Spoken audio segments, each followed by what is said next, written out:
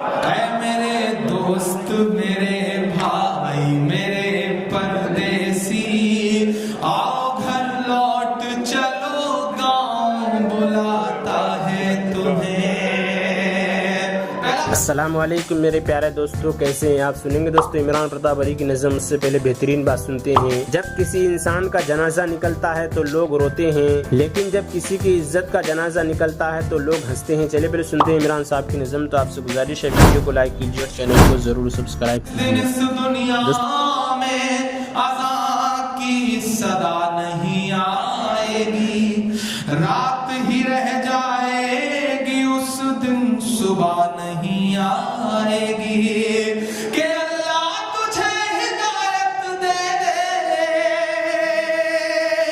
آپ گالیاں دو لیکن ہم تو دعا ہی کریں گے کہ اللہ تجھے ہدایت دے دے، لے آئے ایمان کبھی نہ ہوگی بند اذان، کبھی نہ ہوگی بند اذان۔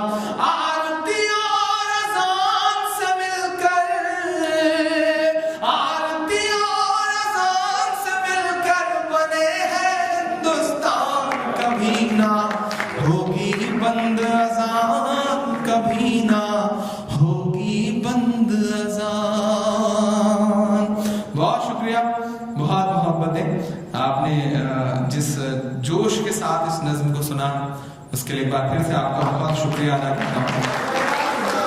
ہاں بالکل، آپ کی ساری فرمائش انشاءاللہ میں کوشش کروں گا کہ میں پوری کروں۔ سید اعظم صاحب کا بہت شکریہ، بہت وزندار سا تحفہ دیا ہے انہوں نے۔ اب دیکھنا ہے کہ اس میں کیا نکلتا ہے۔ الدین کا چراغ کیسا ہے، اور کچھ اچھا ہی نکلے گا یقین۔ میں اپنی بات نہیں کر رہا ہوں، پاپولر بھائی اور تران مجھ سے پوچھ رہے تھے کہ اس میں ہے کیا، تو میں نے کہا ابھی جب پٹارا کھلے گا تو سمجھ میں آ جائے گا۔ اوم کرشن راحت صاحب 90 سال سے زیادہ کی عمر ہونے کے باوجود جس طرح سے آج پوری شام سے لے کر کے رات ہونے کو آ گئی ہے، آپ بیٹھے ہوئے ہیں، میں آپ کی موجودگی کو سلام کرتا ہوں۔ آپ یہاں بیٹھے ہیں تو ہم بچوں کو طاقت مل رہی ہے۔ شرف الدین صاحب، محمد مصطفیٰ صاحب، ظفر انصاری صاحب، ظفر خان صاحب جو پنجاب سے ہیں، پاکستان سے، ان سب کی موجودگی، بہت خوبصورت مشاعرہ چل رہا ہے۔ مہر احمد صاحبہ، میں نے نام پتا کیا، مجھے اچھا لگا آپ جس محبت سے اس مشاعرے میں ہم بچوں کو دعوت دے رہی ہیں۔ سعدیہ صدیقی صاحبہ، آپ کی بھی موجودگی، بہت اچھا چل رہا ہے یہ مشاعرہ، بہت اچھا لگ رہا ہے۔ تمام پردیسی میری آنکھوں کے سامنے بیٹھے ہیں۔ آئیے ایک نظم سناتا ہوں، تھوڑی سی الگ، تھوڑی اپنے تیور سے الگ ایک نظم سناتا ہوں، پھر وہ سب سناتا ہوں جس کی آپ فرمائش کر رہے ہیں۔ ایک آدھ دو نئی نظم بھی سناؤں گا آپ سارے لوگوں کو کہ اے میرے دوست میرے بھائی میرے پردیسی، آؤ گھر لوٹ چلو گاؤں بلاتا ہے تمہیں۔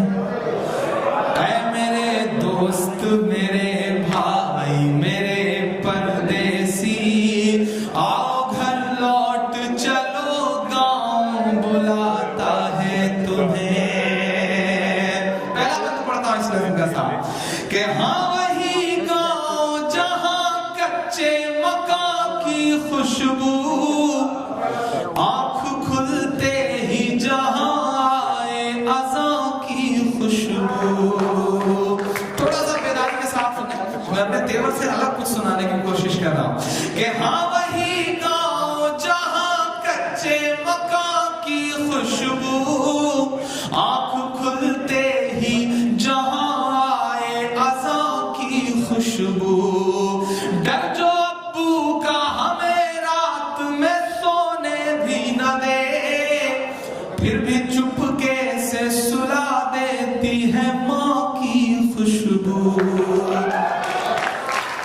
جس کا احساس یہاں اب بھی جگاتا ہے تمہیں، آؤ گھر لوٹ چلو گاؤں بلاتا ہے تمہیں۔ تو نظم سننے کے بعد آپ اپنی رائے میں کیا کہنا چاہتے ہیں وہ نیچے کمنٹ باکس میں ضرور بتائیں۔ آئیے دوستوں منتخب حدیث کتاب سے مسلمانوں کو تکلیف پہنچانا احادیث سنتے ہیں۔ حضرت براء بن عازب رضی اللہ عنہما روایت کرتے ہیں کہ رسول اللہ صلی اللہ علیہ وسلم نے ارشاد فرمایا، بدترین سود اپنے مسلمان بھائی کی آبرو ریزی کرنا ہے، یعنی اس کی عزت کو نقصان پہنچانا ہے، چاہے کسی طریقے سے ہو، مثلا غیبت کرنا، حقیر سمجھنا، رسوا کرنا وغیرہ وغیرہ۔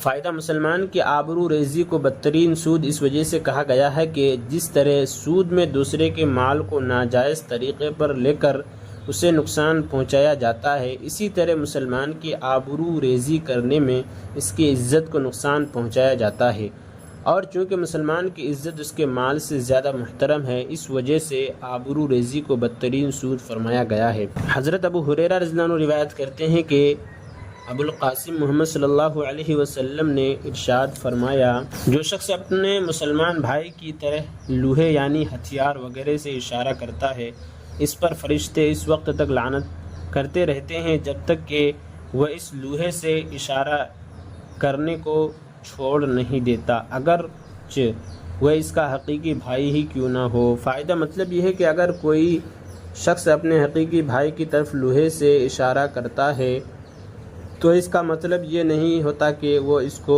قتل کرنے یا نقصان پہنچانے کا ارادہ رکھتا ہے، بلکہ اس کا تعلق مذاق سے ہی ہو سکتا ہے، مگر اس کے باوجود فرشتے اس پر لعنت بھیجتے ہیں۔ اس ارشاد کا مقصد کسی مسلمان پر اشارتاً بھی ہتھیار یا لوہے اٹھانے سے سختی کے ساتھ روکنا ہے۔ حضرت ابو ہریرہ رضی اللہ عنہ روایت کرتے ہیں کہ رسول اللہ صلی اللہ علیہ وسلم ایک غلہ کے ڈھیر کے پاس سے گزرے، آپ صلی اللہ علیہ وسلم نے اپنا ہاتھ مبارک اس ڈھیر کے اندر ڈالا تو ہاتھ میں کچھ تری محسوس ہوئی۔ آپ صلی اللہ علیہ وسلم نے غلہ بیچنے والے سے پوچھا، یہ تری کیسی ہے؟ اس نے عرض کیا، رسول اللہ، غلہ پر بارش کا پانی پڑ گیا تھا۔ آپ صلی اللہ علیہ وسلم نے ارشاد فرمایا، تم نے بھیگے ہوئے غلہ کو ڈھیر کے اوپر کیوں نہیں رکھا تاکہ خریدنے والے اس کو دیکھ سکیں؟ جس نے دھوکہ دیا وہ میرا نہیں، یعنی میری اتباع کرنے والا نہیں۔ حضرت حشام بن عامر رضی اللہ عنہ روایت کرتے ہیں کہ میں نے رسول اللہ صلی اللہ علیہ وسلم کو ارشاد فرماتے ہوئے سنا، کسی مسلمان کے لیے جائز نہیں کہ اپنے مسلمان بھائی سے 3 دنوں سے زیادہ قطع تعلق رکھے، اور جب تک وہ اس قطع تعلقی پر قائم رہیں گے، حق سے ہٹے رہیں گے، اور ان دونوں میں سے جو صلح کرنے میں پہل کرے گا، اس کا پہل کرنا اس کے قطع تعلقی کی گناہ کا کفارہ ہو جائے گا۔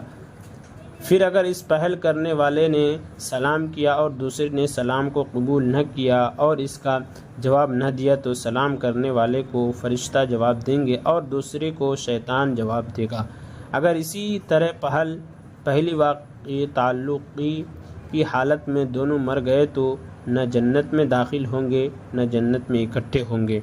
حضرت عائشہ رضی اللہ عنہا سے روایت ہے کہ رسول اللہ صلی اللہ علیہ وسلم نے ارشاد فرمایا، کسی مسلمان کے لیے درست نہیں کہ اپنے مسلمان بھائی سے قطع تعلقی کر کے اسے 3 دن سے زیادہ چھوڑے رکھے، لہٰذا جب اس سے ملاقات ہو تو 3 مرتبہ اس کو سلام کرے، اگر وہ 1 مرتبہ بھی سلام کا جواب نہ دے تو سلام کرنے والے کا 3 دن قطع تعلقی کا گناہ بھی سلام کا جواب نہ دینے والے کے ذمہ۔